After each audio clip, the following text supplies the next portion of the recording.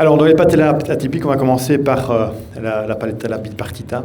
Donc, c'est une variation dans le développement de la patella par absence de fusion des centres d'ossification secondaire, qui a une prévalence de 1 à 2% de la population générale et qui, la plupart du temps, est totalement asymptomatique, qu'on découvre de manière soit fortuite, ou alors quand elle devient symptomatique, c'est suite habituellement à un traumatisme ou une surcharge mécanique qui déclenche, mais habituellement c'est post-traumatique.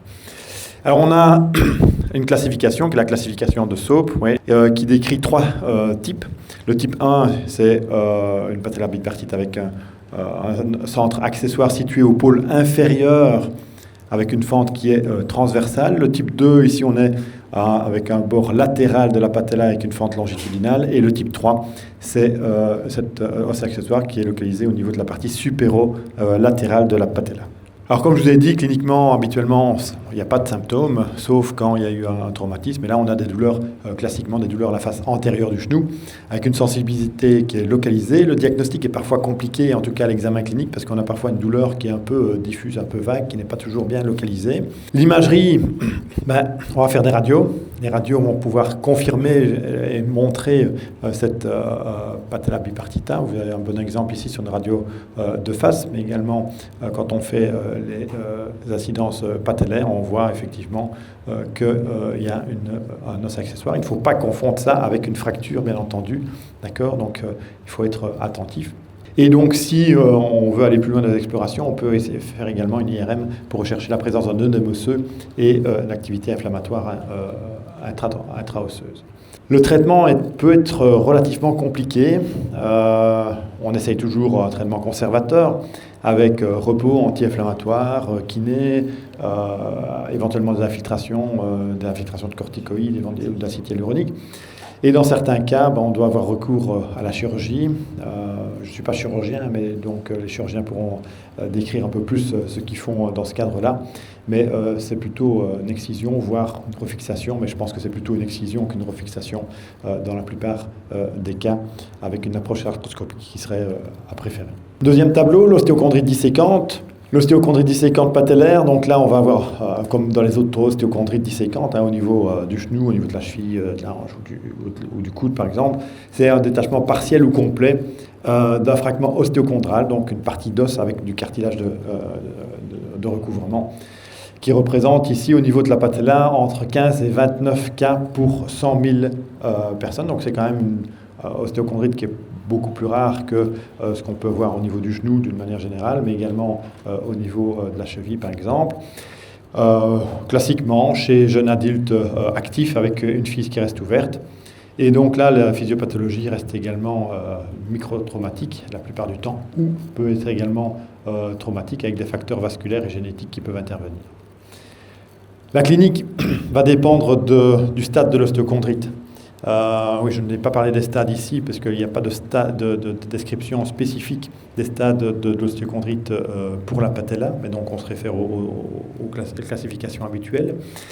Mais donc on va avoir classiquement une lésion qui est soit stable, soit instable. Stable, ça veut dire que le séquestre est bien en place et il n'y a pas de risque de déplacement, tandis que quand elle est instable, ce séquestre peut migrer dans l'articulation. Et donc forcément, lorsque l'articulation, le séquestre est stable, là on peut avoir des douleurs diffuses, on peut avoir une gêne à l'effort qui reste relativement plus ou moins contrôlable.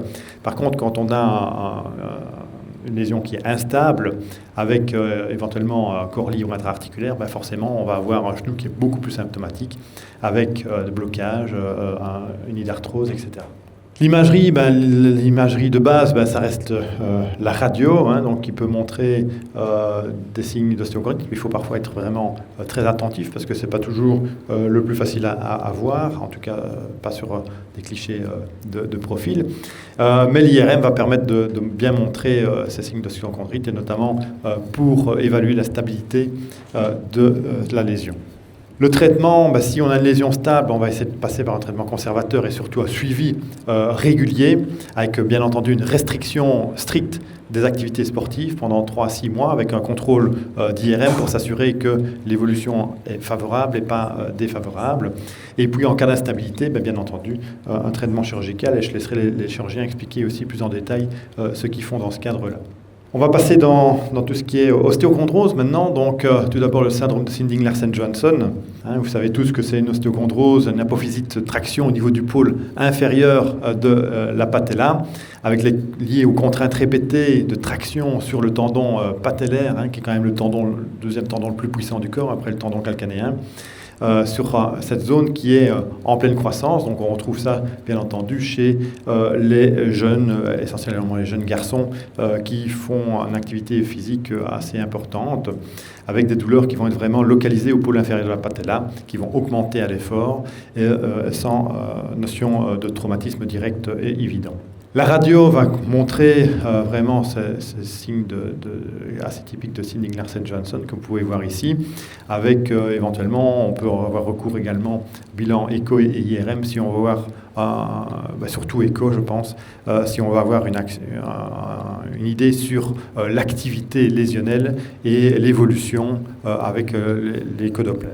Le traitement, comme la plupart des ostéochondroses, ça reste conservateur, en tout cas un traitement conservateur de première intention et qui doit être durable, avec une diminution des activités sportives, avec une prise en charge rééducative, des étirements, éventuellement des genouillères.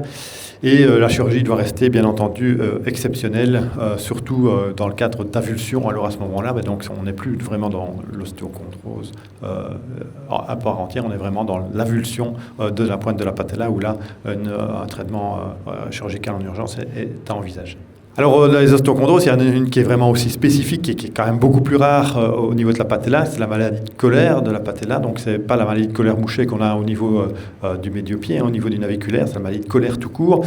Et donc là, c'est un trouble de l'ossification endochondrale au niveau de cette patella, avec fragmentation, sclérose à ce niveau-là. On va voir quelques images qui sont assez caractéristiques, qui est liée donc à une nécrose avasculaire transitoire du centre d'ossification, qui est favorisée encore une fois aussi par tout ce qui est métrotraumatisme, comme la plupart des ostéochondroses, avec des douleurs qui sont présentes localement en la partie antérieure du genou. On peut retrouver également, dans un certain nombre de cas, une bilatéralité de ces lésions. Et donc, vous voyez, radiologiquement, on va voir quoi ? On va voir une patella qui est un peu fragmentée, sclérosée. À l'IRM, on peut voir également qu'il y a un hypersignal intramédulaire, ce qui nous fait poser le diagnostic de cette maladie de Köhler de la patella. Le traitement, encore une fois, un traitement de l'ostéochondrose, ça reste conservateur, quoi qu'il arrive, en tout cas en première intention. On diminue la charge, on diminue les entraînements, on diminue le sport, on limite ses activités, on fait éventuellement un peu de rééducation, on traite les parentalgiques si besoin, mais les antalgiques ne sont pas là pour pouvoir faire des activités sportives, je vous rappelle. Donc les antalgiques, c'est pour diminuer la douleur si celle-ci n'est pas gérable par la diminution d'activité. Et habituellement, l'évolution est favorable avec une bonne ossification de cette patella par la suite. Et puis on a parlé brièvement aussi donc des mauvaises positions de ces patellas, donc la patella alta notamment, qui est une position anormalement haute de la patella, qui va retarder son engagement de la trochlée, donc qui est un facteur de risque aussi important de syndrome de l'engagement, de conflit, de syndrome de fémoro-patellaire. Qui peut être favorisé par l'instabilité, la luxation patellaire. On a parlé tout à l'heure des index, d'Insal-Salvati ou de Caton-Deschamps. Et l'IRM peut être également utile pour voir s'il y a des lésions, notamment cartilagineuses associées, ou évaluer les lésions associées si, bien entendu, il y a un épisode d'instabilité. Les pathologies associées, chondromalacie, Osgood-Schlatter, Sinding-Larsen-Johansson, toniopathie patellaire, luxation récidivante. Donc ces patellas alta peuvent être associées à une multitude de pathologies dont on a parlé ce matin. Et le traitement doit être le traitement de la cause, idéalement. Et on doit essayer aussi d'essayer d'étirer, de faire la rééducation, et éventuellement, s'il y a eu des luxations, une orthèse où on intervient chirurgicalement d'emblée, et Camille en a parlé tout à l'heure. Alors, il y a bien entendu le traitement chirurgical qui peut être envisagé. Je laisserai les chirurgiens parler de leur expérience également. Les résultats ne sont pas toujours optimum, même si l'objectif est d'essayer d'augmenter cette congruence fémuro-patellaire. À l'inverse de la patella alta, il y a la patella baja, donc la patella qui est trop basse.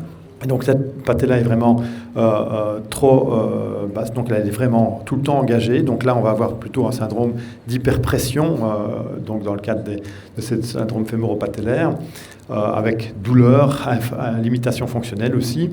Et donc cette origine de cette patella baja peut être congénitale, avec un tendon patellaire qui est trop court, par exemple, donc ça peut arriver, ou acquise dans les suites post-chirurgicaux. Et donc là, on va avoir quoi de nouveau? Une douleur antérieure de genou, raideur, forcément, limitation de l'extension. On va avoir recours à l'imagerie qui montrera donc là un indice de Caton-Deschamps qui est particulièrement faible, avec une patella qui reste vraiment tout le temps engagée. Les traitements, on va essayer d'étirer, donc ça va faire ce que ça va donner, mais ce ne sera pas le traitement optimal. Le traitement chirurgical dépendra de l'étiologie, bien entendu, de cette patella baja, avec des débritements, des plasties, etc. C'est aussi un traitement qui est relativement lourd et dont les résultats sont assez aussi incertains. Et enfin, ces patellas atypiques, il peut parfois ne pas y avoir de patella, d'accord? Donc ça pourrait être aussi...